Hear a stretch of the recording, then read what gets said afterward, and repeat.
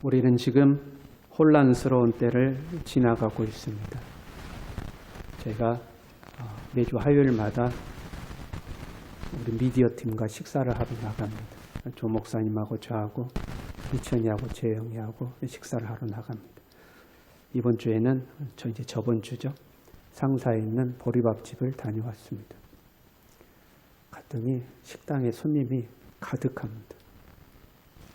그 전주에는 아랫장에 국밥집을 다녀왔습니다.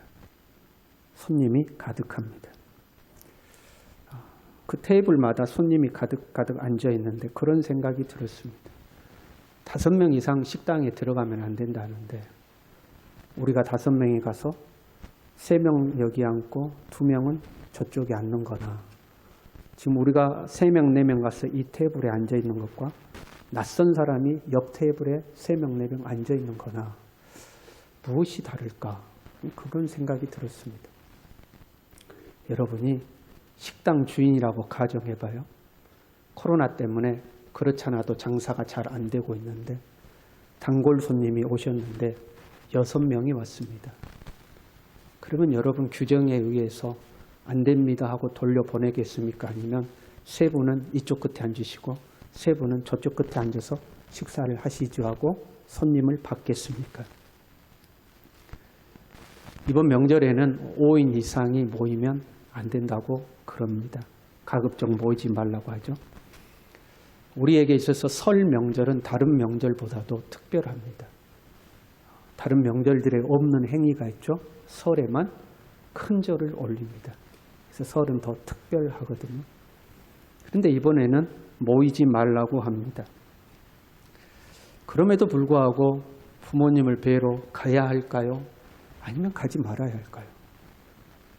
아마 부모님들의 입장에서는 자녀들에게 오지 마라고 하셨을 것 같습니다. 그러나 본심은 자녀들이 보고 싶죠. 만나고 싶죠. 저희 집은요, 그냥 5명입니다. 어디를 갈 수가 없습니다. 부모님 집에 가도 무조건 5명이 넘어요. 식당을 가려면 가족관계 증명서를 띄어가지고 가야 됩니다.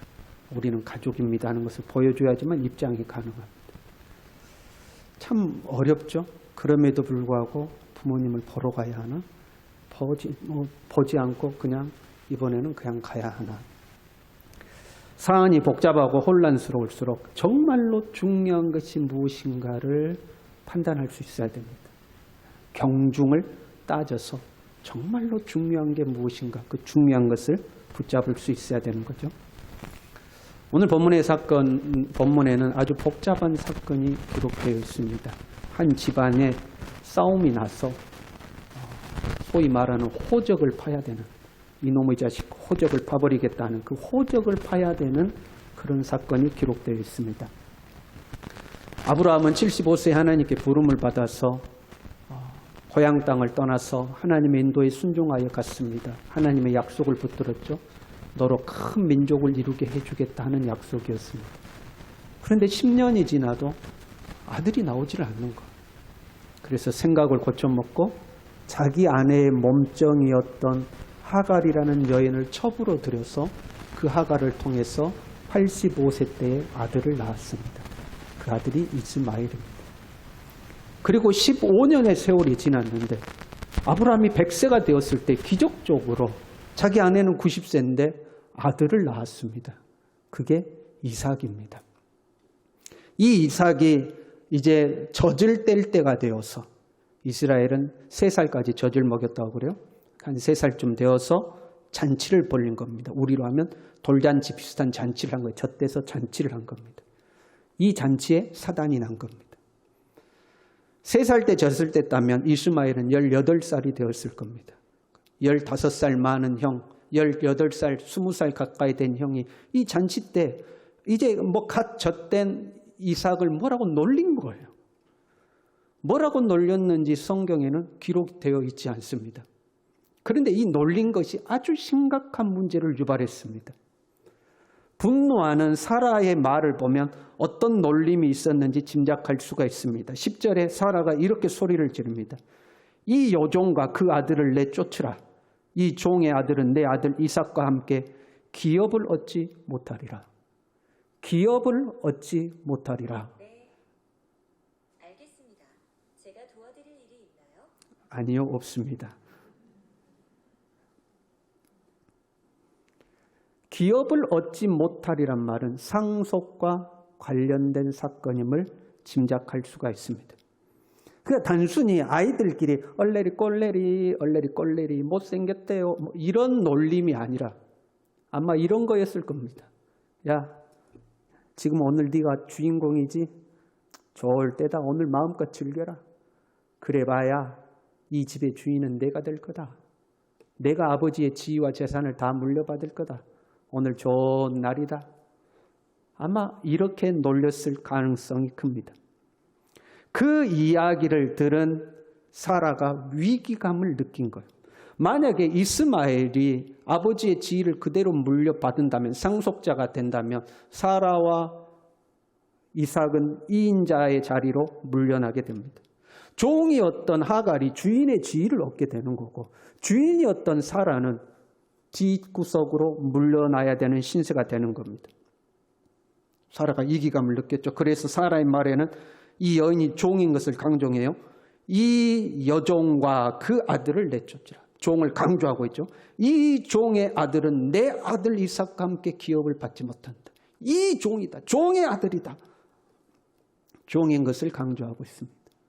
이 사라가 위기를 극복할 수 있는 유일한 방법은 이 여인에게 자유를 줘서, 자기 몸종에게 자유를 줘서 내보내는 길입니다. 당시의 법에 의하면 종에게 자유를 줘서 내보내면 그 종을 통해서 난 아들은 상속권을 포기하게 되어 있습니다. 그래서 너는 종에서부터 이제 자유로워져서 나가라는 겁니다. 나가라. 대신 상속권을 줄 수는 없다. 이제 그런 의미가 됩니다. 그래서 내쫓으려고 하는 겁니다. 단순히 아들을 놀려서 자존심이 상해서 기분 나빠서 일어난 사건이 아니고 이 집안의 상속에 대한 문제, 더 나아가서는 종이 주인이 되고 주인이 종이 되는 문제, 종과 주인이 뒤바뀌는 아주 심각한 문제에 직면해 있는 겁니다. 우리의 일상에서도 종과 주인이 바뀌는 일이 허다합니다. 이번 명절에는 여러분 음식 장만을 어떻게 하실 겁니까? 자녀들이 오면 그래도 음식을 장만해야 되겠죠? 자녀가 안 오면 음식 장만을 안 하겠죠? 우리 믿는 사람들에게 명절이 되어서 음식을 장만한다는 것은 뭐 조상들에게 제사를 지낸다든가 이런 것과 상관이 없죠. 단지 오랜만에 가족들이 한자리에 모여서 맛있는 음식을 먹으면서 가족 간에 화목하고 행복을 누리는 게 목적이죠. 이게 중요해요. 가족 간에 화목하고 행복을 누리는 것이 주된 목적입니다. 이게 주인이에요. 그리고 이 주된 목적을 이루기 위해서 뭐가 필요한 거예요? 음식이 필요한 겁니다. 그 음식은 이 주된 목적을 도와주는 역할을 하는 거죠. 종입니다. 그런데 정작 가족 간에 모여서 화목하고 행복하려고 모이는 건데 음식하다가 싸우는 겁니다. 음식하다 갈등하는 거고 음식하다 스트레스 받는 거죠. 왜 나만 점 붙여야 돼? 왜 나만 설거지 해야 돼? 왜 나만 이거 해야 돼? 그 음식 때문에 정작 중요한, 정작 주인된 목표인 행복과 평안을 잃어버리는 거죠. 혹시 여러분 음식하는 것 때문에 싸울 것 같으면 그냥 다 사서 드시길 바랍니다. 요즘은 전도 사고요. 뭐 잡채도 사고요. 식혜도 사고요. 뭐 식혜 여러분 캔으로 된 것 탁탁 따가지고 따라서 그냥 드시면 돼요. 음식을 하면서 화목하고 음식을 하는 과정에 즐거워야 되지 않겠어요? 좀 힘들지만 일하면서 끈끈한 유대감이 형성되는 거 있잖아요. 그게 아니고 그것 때문에 싸울 것 같으면 그냥 사서 하든지 아니면 아예 하지 말고 그냥 밥하고 김치에다가 먹고 그게 낫지 않겠어요? 아마 우리가 가장 많이 싸우는 것은 돈 때문에 많이 싸울 겁니다. 여러분 돈이 왜 필요하죠? 단순하게 생각하면 돈도 우리의 가족의 평안과 행복을 위해서 필요한 겁니다. 그렇잖아요? 그 돈으로 우리의 가족이 평안하고 행복하게 살고 싶은 거죠. 그게 주된 목적입니다. 주인입니다. 가족의 평안과 행복을 위해서 돈이 종으로서 섬기는 겁니다. 그런데 가족과의 행복보다도 돈이 우선되는 경우가 많습니다. 돈 때문에 가족의 평안과 행복을 깨뜨려 보이는 거예요. 주인과 종이 바뀌는 겁니다. 주인과 종이 바뀌어버리는 거죠. 오늘 본문의 사건에 대해서 갈라디아 4장은 기록하고 있고 재해석하고 있습니다. 이렇게 이야기해요. 여종에게서는 육체를 따라 낳고 자유 있는 여자에게서는 약속으로 말미암았느니라. 이스마엘은 육신의 열매요, 이삭은 약속의 열매이다. 이스마엘은 율법을 의미하고 이삭은 성령의 법을 의미한다. 그러니까 성령의 법이 주인이고 율법은 종일 뿐이다 하는 겁니다. 오늘날 예수 그리스도를 구주로 영접한 우리에게는 성령이 계시는 줄로 믿습니다. 그 성령이 주인이 되어야 되는 거예요. 성령이 주인이 되어서 내 삶을 이끌어 가야 하는 거예요. 그래서 우리는 무슨 일을 만나든지 간에 성령의 인도를 구하고 성령의 인도를 받고 성령의 인도에 순종할 수 있어야 하는 겁니다. 그리고 율법은요. 사실 우리는 율법에 매인 적이 없습니다. 이스라엘 사람들이나 율법에 매여 살았죠. 그런데 이스라엘에게 있어서 이 율법이라는 것은 예수님을 믿기 전, 성령 받기 전의 삶의 기준이었습니다. 그걸 적용하면 우리에게 있어서 율법이란 예수 믿기 전의 삶을 말하는 겁니다. 옛사람이라고 말하는 옛습관이죠. 그것이 우리에게는 율법이나 다름없습니다. 이 옛사람의 습관이 내 삶의 주인이 되게 해서는 안 된다는 겁니다. 예수님을 믿어도 옛습관은 그대로 남아있습니다. 예수 믿는다고 밥 안 먹는 거 아니잖아요. 예수 믿는다고 잠 안 자는 거 아니잖아요. 예수 믿는다고 일도 안 하고 돈도 안 벌고 이런 거 아니잖아요. 예수 믿어도 똑같이 삽니다. 내 성질도 여전히 남아있고요. 내 고집도 여전히 남아있고요. 내 욕심도 여전히 남아있습니다. 그런데 내 성질과 내 고집과 내 욕심이 내 삶을 이끌어가는 주인이 되게 해서는 안 되는 거예요. 여러분, 성질도 필요합니다. 예수 믿기 전에 성질이, 예수 믿고 나면 이 성질이 주님을 향한 열심이 되어야 되는 거예요. 사람이 욕심도 좀 있어야 합니다. 그런데 그 욕심에 막 내가 뒹굴어 사는 것이 아니라 그 욕심이 하나님의 사람으로 성장하고 싶은 열망으로 변해야 되는 겁니다. 그런 걸. 사람이 좀 때로는 고집이 좀 있어야 돼요. 그 고집이 그냥 자기 자존심 세우는 어떤 자기 욕심이 아니라 하나님의 말씀을 철저히 준수하고 싶은 그 신앙의 열정이 되어야 합니다. 그게 나의 옛 성품이 하나님의 법을 섬기는 종이 된 모습입니다. 간혹 우리가 옛 사람이 그냥 또 튀어나올 때도 있어요. 그렇잖아요. 성질이 팍 날 때도 있고 그냥 화가 팍 날 때도 있고 그렇잖아요. 그러나 그것은 종이어야 됩니다. 툭 튀어나왔다가도 아이고 종이 깝죽거리고 튀어나왔네 하고 다시 쑥 들어가야 합니다. 한번 그 속 없이 툭 옛 성질이 나왔다가도 아이고 이 종이 깝죽거리고 죄송합니다 하고 쑥 들어가야 됩니다. 근데 그 성질 그대로 살면 여전히 옛 습관이 이스마엘이 주인이 되어서 살아가는 것과 진배 없다 이 말입니다. 집안에 진짜 주인과 주인이 되려는 종 간에 싸움이 벌어졌어요. 이삭도 자기 아들이고 이스마엘도 자기 아들입니다. 이스마엘을 이미 18년 동안 키웠어요. 아들로서 키웠어요. 그런데 문제가 생겼어요. 본처가 내쫓으라고 난리예요. 아브라함이 깊은 고민에 빠졌습니다. 아브라함이 그의 아들로 말미암아 그 일이 매우 근심이 되었더니 그의 아들로 말미암아라고 표현하고 있습니다. 자기 아들이잖아요. 내쫓아야 되나 말아야 되나 매우 근심하고 있었어요. 그때 하나님께서 아브라함에게 말씀하십니다.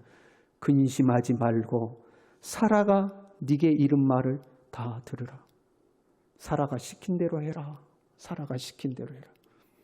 그 하나님의 말씀을 듣자마자 아브라함은 결단했습니다. 결코 쉬운 일이 아닙니다. 자기 아들을 내쫓아내는 일입니다. 나가서 죽을지도 모르는 일입니다. 그럼에도 불구하고 하나님의 말씀에 따라서 결단했습니다. 그 결단은 과감하고도 아주 매몰찼습니다. 아침에 일찍 일어나서 떡과 물 한 가죽 부대, 그냥 하루 식량 정도밖에 되지 않아요. 낙타도 주지 아니하고 광야로 내쫓으면서 그것을 하갈의 어깨에 메어주고 나가라! 하고 내쫓아버렸습니다. 아브라함 부자였거든요. 그럼 낙타 한 마리 딱 주고, 낙타는 지금으로 하면 이제 자가용이죠. 자가용 한 대 딱 주고, 집에 낙타가 여러 마리니까 그 낙타에다가 왼쪽에는 금, 오른쪽에는 은 딱 매달아 주고 한몫 딱 띄워주면서 가서 새살림 차리고 잘 살아라 하고 내보내야 되지 않겠어요? 근데 딱 떡하고 물 그거 주고 나가라고 아주 매몰차게 내보내버렸어요. 우리의 옛 습관을 고치기 위해서는 이런 결단이 필요한 거예요. 아주 강력한 결단인 거예요. 마치 처자식을 죽음으로 내모으는 것과 같은 심정으로 결단해야지만 나의 옛 습관이 고쳐지는 겁니다. 삶이란 습관이에요, 여러분. 여러분 식사할 때 오른쪽으로 젓가락질 하세요? 왼쪽으로 젓가락질 하세요? 거의 대부분이 한 90%는 오른쪽으로 하실 거예요. 왜 오른쪽으로 하셔요? 오른쪽으로 하는 게 습관이 되어서 그러는 겁니다. 어느 날 내가 오른손을 다쳐서 젓가락질을 못하게 되었습니다. 그래서 왼손으로 젓가락질하면 그렇게 불편할 수가 없습니다. 이 왼손으로 젓가락질 하기까지는 하루 이틀 걸렸으면 안 되는 거예요. 간혹 저는 손목이 아프거든요. 그럼 왼손으로 젓가락질 못해요. 그냥 포크로 합니다. 이게 쉽게, 이 작은 습관 하나도 쉽게 고쳐지는 것이 아닙니다. 그러나 반대로 내 몸의 습관으로 자리를 잡으면 그게 너무 자연스럽고 너무 편하고 그냥 당연히 해야 되는 일이 됩니다. 옛사람의 습관은 죽어주고 성령을 따라가는 새 사람의 습관이 우리의 몸에 배어야 할 줄로 믿습니다. 경건이 습관이 되어야 되는 거예요. 아침에 일어나면 말씀을 듣는 것이 습관이 되어야 합니다. 기도함으로 하루를 시작하는 것이 습관이 되어야 됩니다. 오늘처럼 주일이 되며 교회에 나오는 것이 몸에 배어야 합니다. 좋은 일이 생기며 하나님께 감사하는 것이 습관이 되어야 합니다. 힘든 일이 생기며 자연스럽게 하나님 앞에 엎드려 기도하는 것이 습관이 되어야 하는 겁니다. 그게 습관처럼 되어야 하는 겁니다. 우린 지금 20분 운동하죠. 아침에 눈 뜨면 뭐가 습관이 돼야 되겠어요? 말씀 듣는 것이 습관이 돼야 돼요. 그래서 아침에 일어나서 교회에서 선포되는 말씀을 듣지 않으면 뭔가가 허전해야 돼요. 뭔가 허전하고 아쉬웠고. 그게 습관이 되어야 됩니다. 습관이.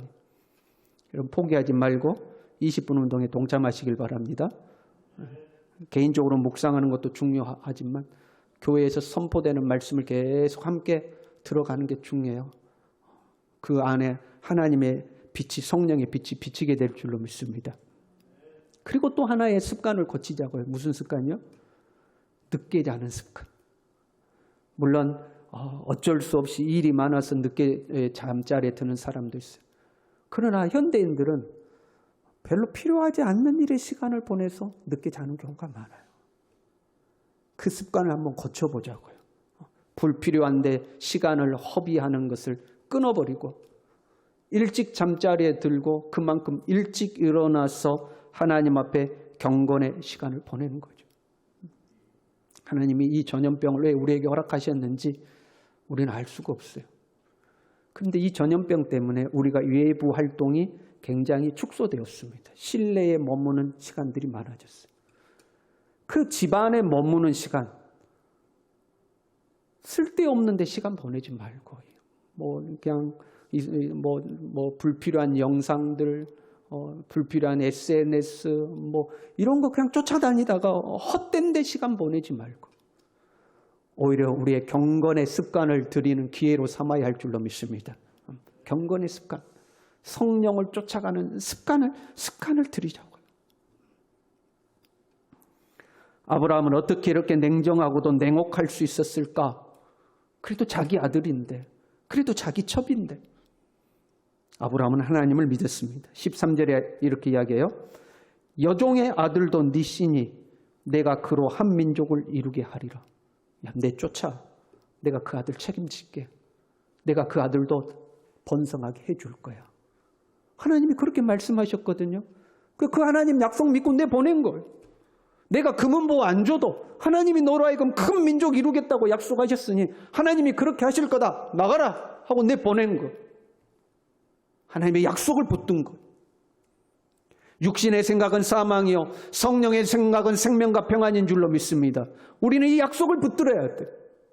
내 육신의 소욕이 나의 주인 되지 아니하고 성령이 나의 주인 돼서 나의 삶을 이끌어갈 때에 하나님이 약속하신 생명과 평안이 내 삶 가운데 올 것이다. 성령의 풍성한 열매가 맺을 것이라는 이 약속을 붙들고 과감하게 결단해서 잘라낼 걸 잘라내고 성령이 주인 되는 삶의 습관으로, 새로운 습관으로 우리가 나아가야 할 줄로 믿습니다.